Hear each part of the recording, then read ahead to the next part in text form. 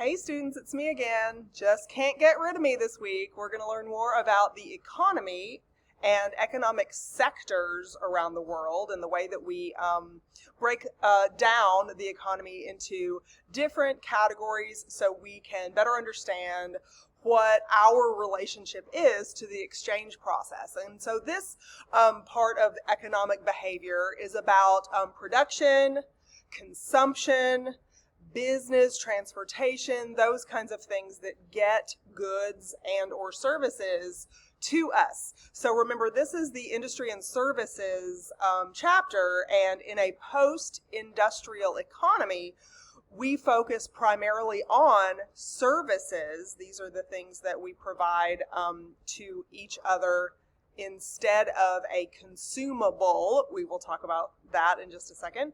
And also, what I want you to keep in mind in this particular lecture are the concepts of globalism, that interconnectivity that we have around the world, not just people through the communication process, but also governments and industries and economies, the exchange process that we have, and even the production process that we have.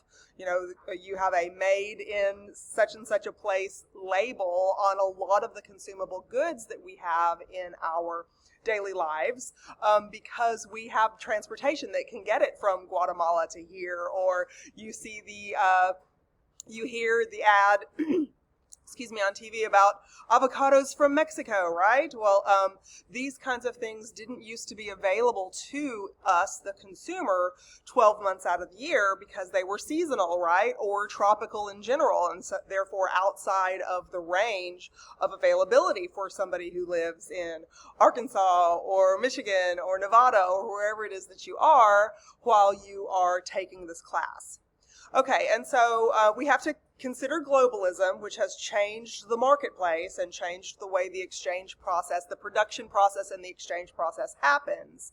And we also have to take into consideration the fact that not every nation in the world, though we are a global economy, we participate in a global economy in the world today, not every nation in the world has the same level of development as the next. So think back to the chapter on development when we talked about the three worlds approach. First world countries are considered those that are highly industrialized, and even in our post-industrial society, we move beyond manufacturing into the service sector.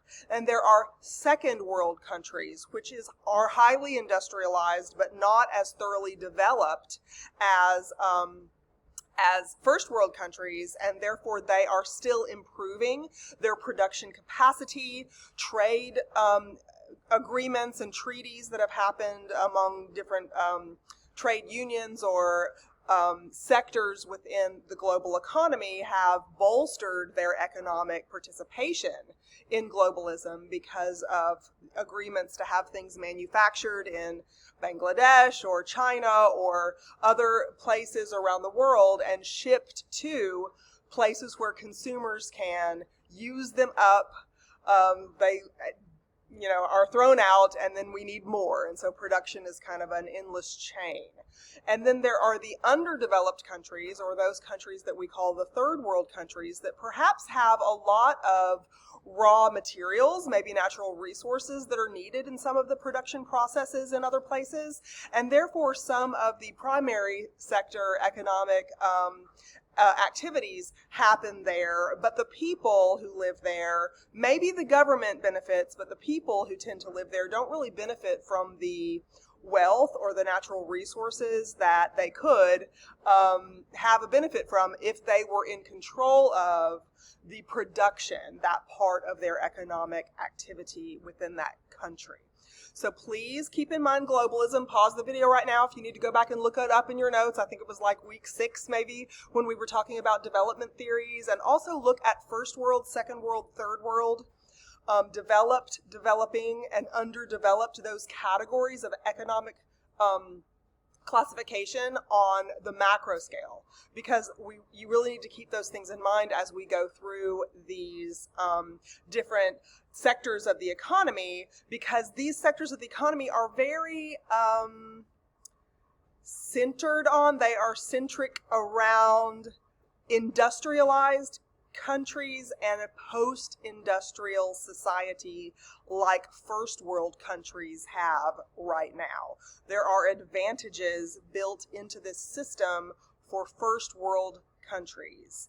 And there is some, I guess I'll use the word welfare, so to speak, because I think we know what that does for us as individuals, but there's sort of a welfare type system or agreement to bring the developing countries higher up to par with developed countries.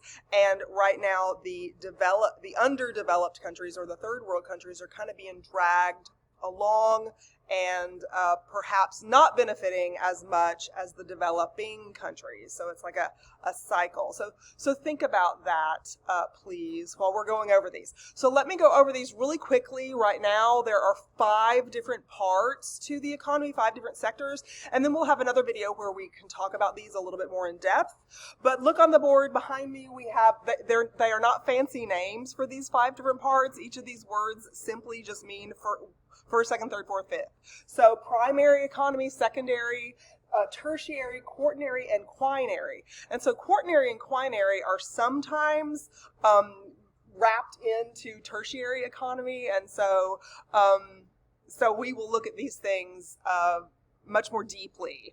But when we look at very basic economies that are not globalized, you have essentially primary, secondary, and basic tertiary economic activities. So primary activities of the economy, primary sector activities include agriculture. So let's look at that subsistence strategy. So any subsistence strategy that you live under, whether it's pastoralism like you find in the Middle East and northern Russia and excuse me, Africa, you find a lot of pastoral societies in those places. Whatever kind of food production activity people engage in, that would be part of the primary economy. Are you mining for rare earth minerals or for gold or for coal or for some kind of resource that is needed for other benefits in society, to refine that oil into some kind of fuel that is consumed, okay? So these kinds of activities are the primary activities in an economy. How do we get the basic stuff that we need to survive, those subsistence level needs? Like, do we have plenty of materials to build proper housing? Do we have access to the amount of food that our society needs? And that's the kind of activity that is in the primary sector of the economy. Now, the secondary sector of the economy is connected to those natural resources. It's connected to the products of agriculture. It's connected to the products of mining. But this is the sector in which there are factories and manufacturing that take those raw materials and combine them with other raw materials, or put those raw materials through a process to end up with a final product that can be marketed to consumers. I say marketed to consumers because I'm biased to our post-industrial economy. If you're in a simplistic economy with a small population, you still have to process the grain that is harvested, for instance. So if you have quinoa that you are harvesting for your local community and it's sort of a subsistence horticulture or subsistence agriculture community, you can't just eat all of that quinoa as seeds. You might need other things that you have to grind. You have to maybe roast the quinoa and grind the quinoa and make it into bread or tortilla kind of things that you can use. And so that kind of processing, whether it is done individually by hand or whether it's in a manufacturing facility like the Industrial Revolution introduced to the world, that's the secondary economy. Is there a store where somebody buys something, these kinds of things that are built in order to get these things to the consumer? Those are part of the secondary economy. The tertiary part of the economy is much more complicated in the developed or the first world especially, but it's part of the globalized economy in general. So the tertiary, or the third part, is related to the fact that consumers buy, use, and need more of products, and consumers have to live up to these standards in a society for the level of education. This is an abbreviation for education, if you can see it on the board behind me. Education, healthcare, entertainment, as industry has made work easier to accomplish. The core work of society, like producing enough food for people to be able to eat, like creating water resource systems and the infrastructure so that we have clean water resources and we don't have to worry about diseases being transmitted through just the water resources. We have more free time on our hands for higher levels of education, for focusing on healthcare and disease cures and these kinds of things. Also, entertainment. Are you getting a degree in the culinary school? This is one of the electives you could be taking. Your leisure and hospitality and entertainment industry is part of the consumer portion of the tertiary economy.